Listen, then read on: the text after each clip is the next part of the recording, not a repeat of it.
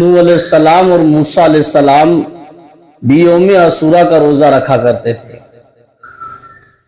یوم عاشورہ یعنی 10ویں محرم شریف کو روزہ رکھنے کے بارے میں بہت سارے لوگ کہتے ہیں کہ روزہ رکھنا چاہیے، بہت سارے لوگ کہتے ہیں روزہ نہیں رکھنا چاہیے۔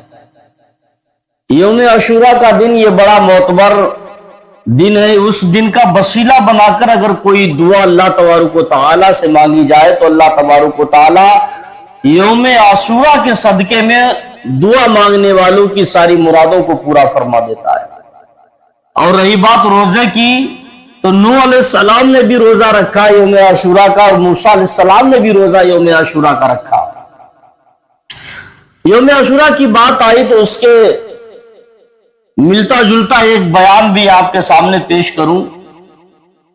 یوم عاشورہ کے متعلق اس کی فضیلت کے اعتبار سے ایک حسینی نوجوان تھا جو امام حسین رضی اللہ تعالیٰ عنہ سے بڑی محبت و عقیدت رکھتا تھا۔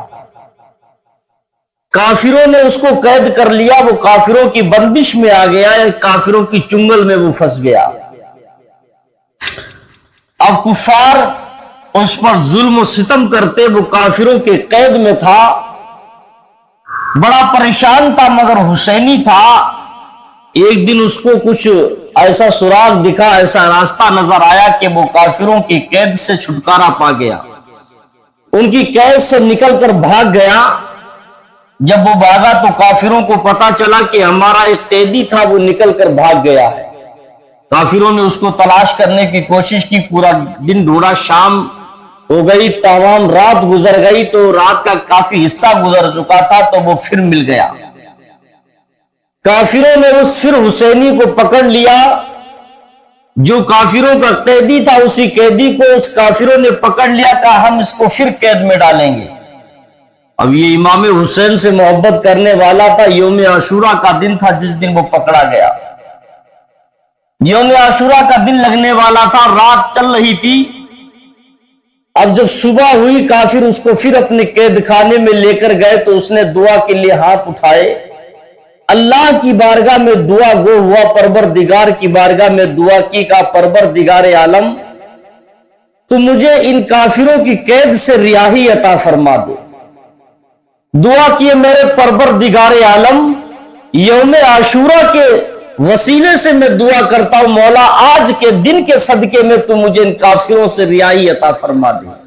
اللہ تبارک و تعالیٰ نے اس حسینی کی فریاد کو سنا، اور اللہ نے جتنے کافر تھے سب کو اندھا کر دیا، سب کی بینائی چھن گئی، اللہ نے سارے کافروں کو اندھا کر دیا۔ یہ حسینی ان کافروں کے قید سے نکل کر بھاگ گیا۔ جب یہ کافروں کے چنگل سے نکل کر بھاگ گیا، جتنے کفار جتنے کافر تھے سب اندھے ہو گئے، یہ نکل کر چلا آیا۔ اس دن بھی یہ روزہ تھا، یوم عاشورہ کا دن تھا، جس دن آیا تو یہ روزے کی حالت میں تھا اور یہ سو گیا۔ اس کے پاس کھانے نہ پینے کا کوئی اسباب، کوئی سامان نہیں تھا، یہ بھوکا ہی روزے کی حالت میں تھا۔ افطار کا ٹائم ہو گیا، افطار نہیں کی، کوئی اسباب نہیں تھا، اور یہ لیٹ کر سو گیا۔ لیٹ کر جیسے سویا تو کیا دیکھا کہ ایک فرشتہ پانی لے کر حاضر ہوا۔ ایک فرشتے نے اس کو پانی پلایا۔ پانی پلانے کے بعد جب اس کی آنکھ کھلی، تاریخ شاہد ہے اس بات کی، جب تک یہ زندہ رہا، ایک تاریخ میں کہ یہ 20 سال تک زندہ رہا، جب تک یہ 20 سال تک زندہ رہا، نہ اسے پانی پینے کی حاجت ہوئی، نہ اسے کبھی کھانا کھانے کی حاجت ہوئی۔ یہ یوم عاشورہ کے دن کی فضیلت ہے۔ جو کوئی یوم عاشورہ کے دن روزہ رکھتا ہے، اللہ تبارک و تعالیٰ کی بارگاہ میں یوم عاشورہ کے وسیلے سے دعا مانگتا ہے، اللہ اس کی دعا کو مقبول فرماتا ہے۔